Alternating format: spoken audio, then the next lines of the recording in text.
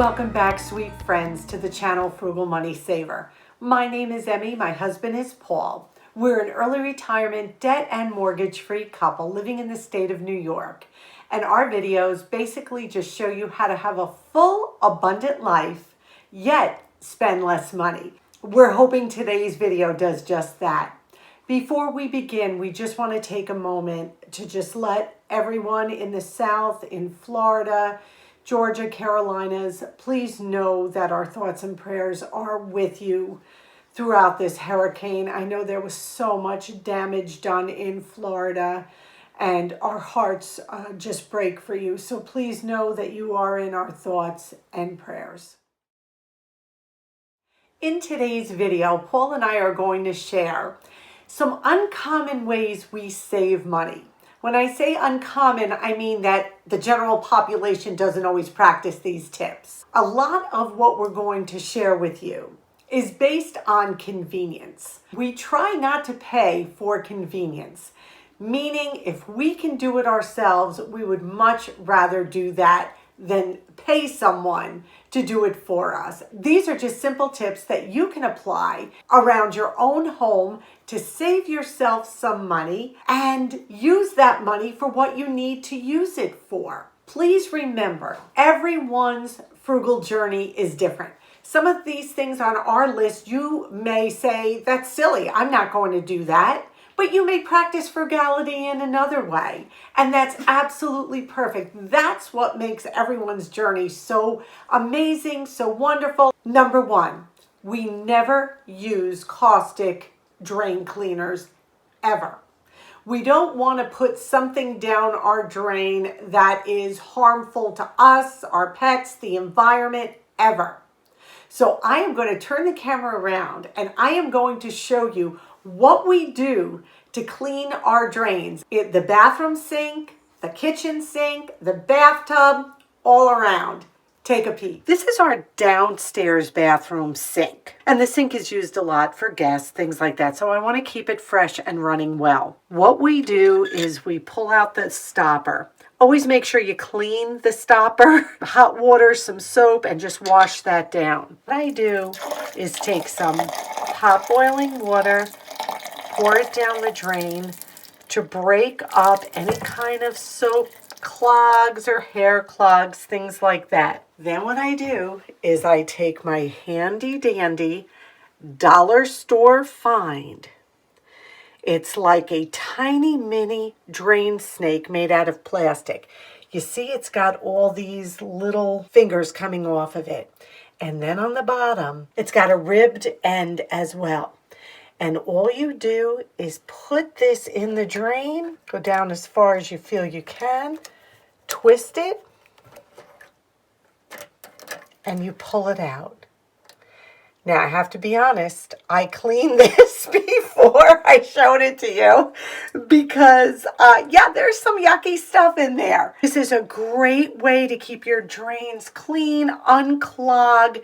Literally, it probably would cost you $1 or $2 in any kind of store. And what I like is it's a bendable plastic. You control it. It's got the little handle on the end. And after you do that and clean it out, then you would just wipe it really well and then run some good hot water down it as well. This way you are not using any caustic chemicals to clean it. As I said, we cleaned that drain before we showed the video because yikes.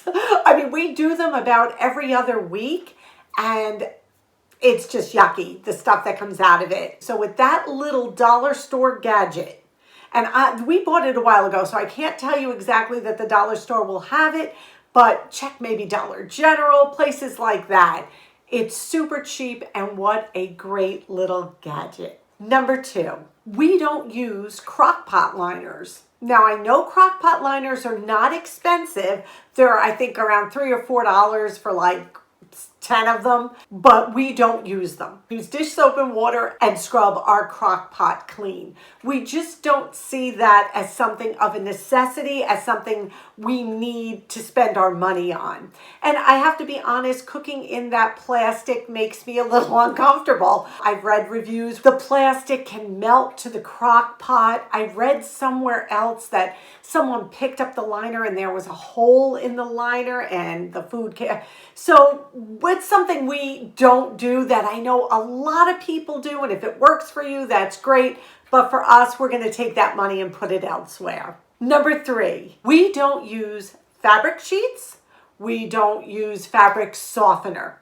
Never, ever. We don't even keep it in the house. What do we do instead? Number 1, the majority of the time we do hang our clothes outside. There's nothing better than fresh air and sunshine to dry your clothes. But here in the Northeast, that fresh air and sunshine can turn pretty frigid. So what we do, we hang them indoors on drying racks. So that eliminates a lot of the static right there. To soften our clothes just a little bit, what we'll do is take the dry clothes, put them in the dryer, put it on air dry for maybe 5 minutes. And that's all you need. The clothes come out soft. Honestly, they do. And when you add that fabric softener and you add those dryer sheets to your wash, you're adding additives to your clothes. If you have sensitive skin, there's all kinds of perfumes. And there's also a coating on your clothes when you pull them out of the dryer from the fabric softener and from the dryer sheets. If you ever feel them, they feel different than if you were to line dry them. That's just something we never buy, never have bought. And line drying really works for us. And then just quickly in the dryer for about 5 minutes. So that's another way we save some money. Number 4, Paul uses a good old-fashioned drip coffee pot. It also has a reusable mesh liner in it, so we never ever buy coffee filters. And it makes a lovely cup of coffee. Paul has had this same coffee pot. How long have you had the coffee pot now? Oh, I don't even know. Probably about 5 years. Okay, so there you go. And the reason we use that coffee pot is because Keurig, all those fancy coffee pots cost a lot of money. And the coffee pods that you have to use are extremely expensive. Now, I realize you can get the refillable coffee pods. I've seen those around, and I'm sure that works great. But for us, this really works. It's a lot cheaper than a fancy model, and it's been going strong. Another thing we do not use, flavored coffee creamers or syrups in our coffee or tea. Straight milk and sugar. We're old school. Just a simple cup of coffee or tea with milk and sugar suits us fine. It is just another way that we save a little bit of money. If you prefer to add those syrups and to add those creamers, do it at home where it is so much cheaper than having it done for you by a barista in a coffee shop. So I give you kudos for making it at home. Definitely. Number 5, we don't upgrade our technology unless we really have to.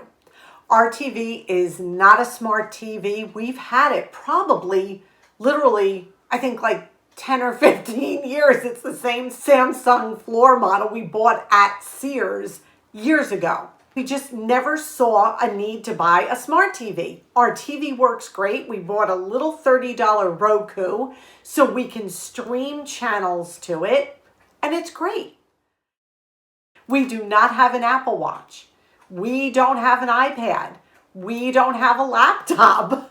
We do have smartphones that we don't upgrade very often. Matter of fact, the ones we're using are several years old. Only reason Paul has a newer model, I took Paul's phone, gathered it in with my placemats and tablecloths, and I put it through the washing machine. We are not technology snobs. Long as it works and it works well, we're good. We don't upgrade every time a new iPhone comes out or a new smart TV comes out. I do have a desktop computer to do our YouTube work on.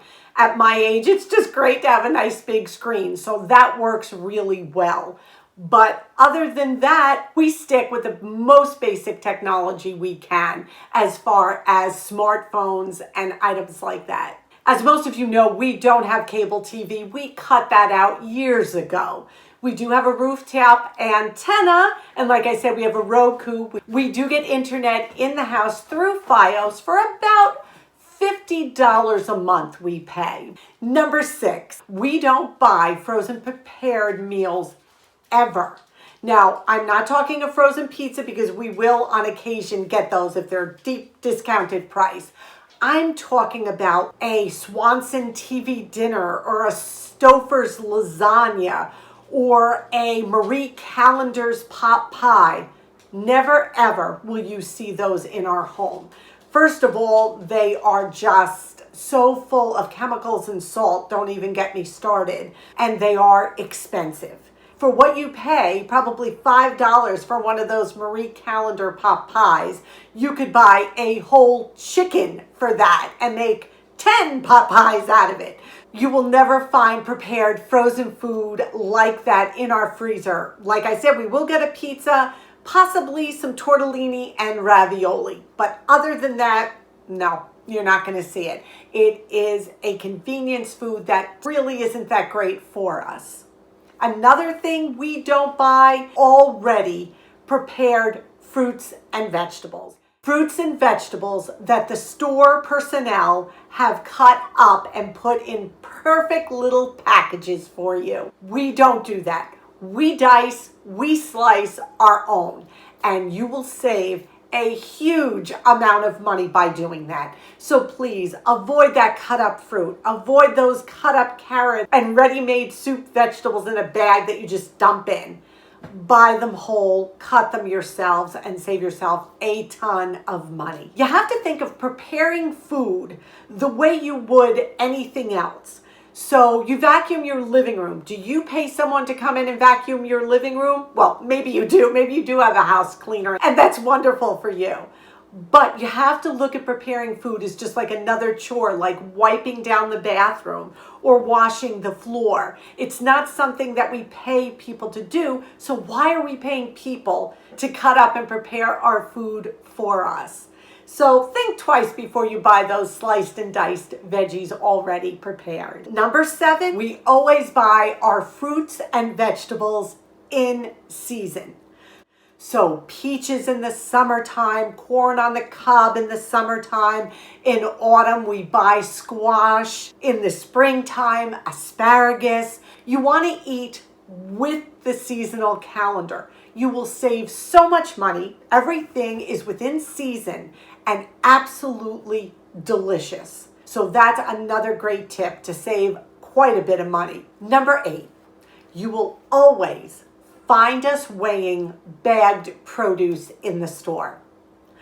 You know how potatoes come in 5-pound bags? You know how oranges come in 8-pound bags and carrots come in a 1-pound bag? You will see me take those packages and put them on the scale and weigh them. There can be quite a discrepancy between each package. That means an extra orange. That means an extra carrot. That means an extra apple. It's not a lot, but it's still free food when you think about it.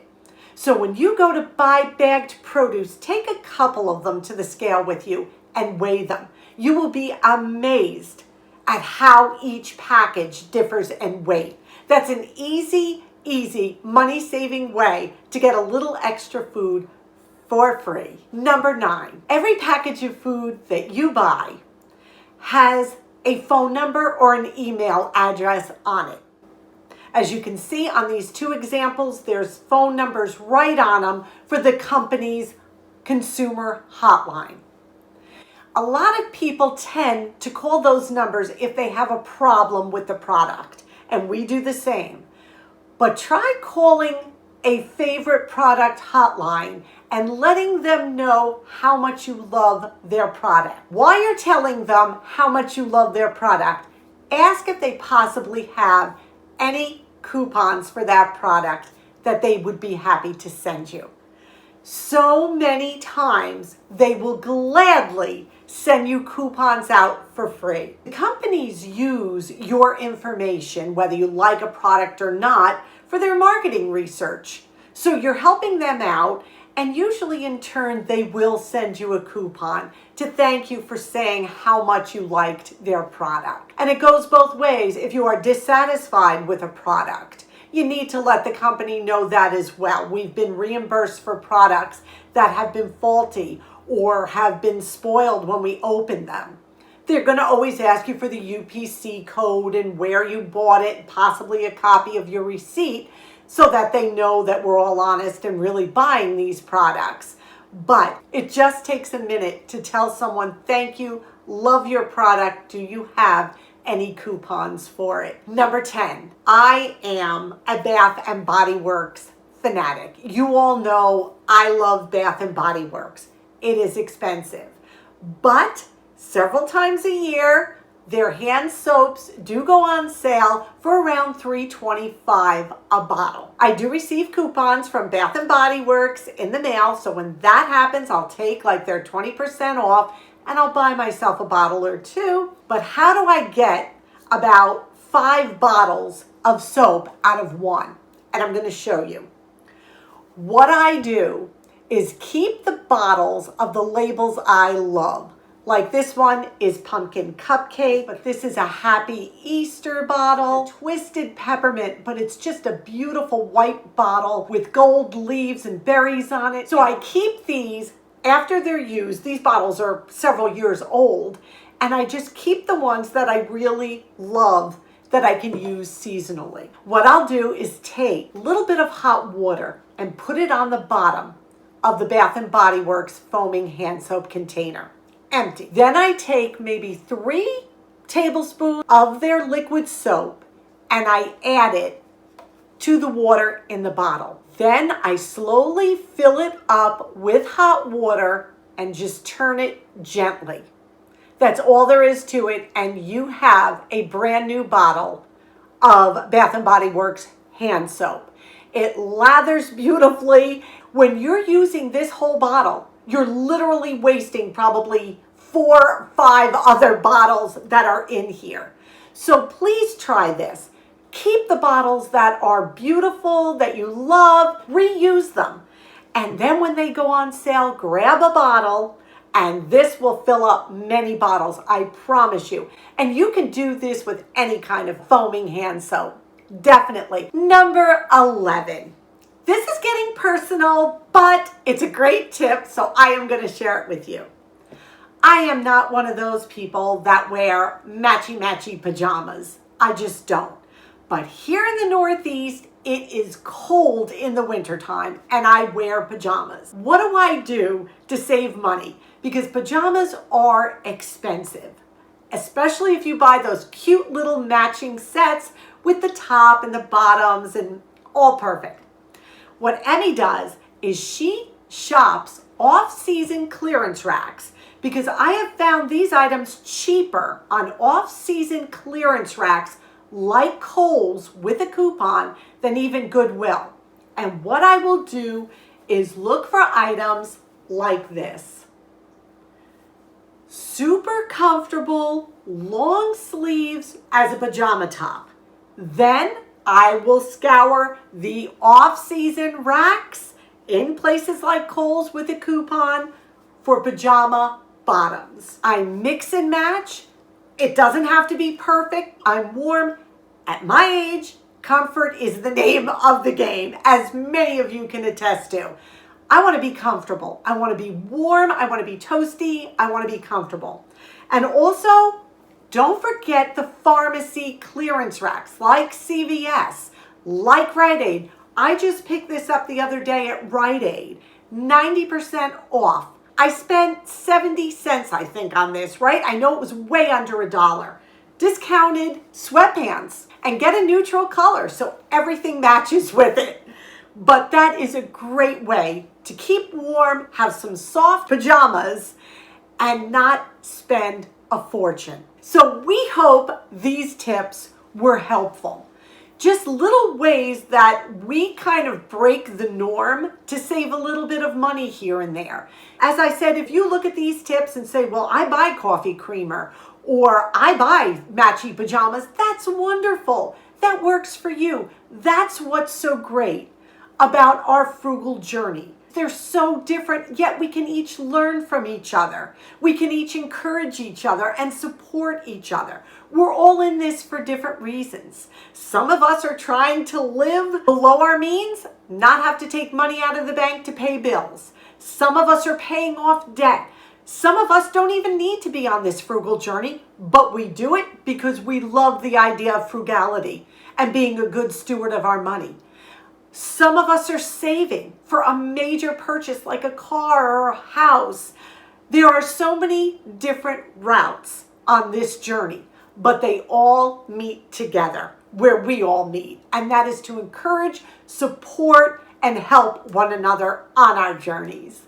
So we hope this video did just that. Today's question of the day, you know what it's going to be. What is an uncommon way that you save money? A way that society doesn't always think of to save money. Please share that with us in the comments below. It will not only encourage us, but it'll encourage our viewers. We thank you for spending this time with us. We appreciate you all so much.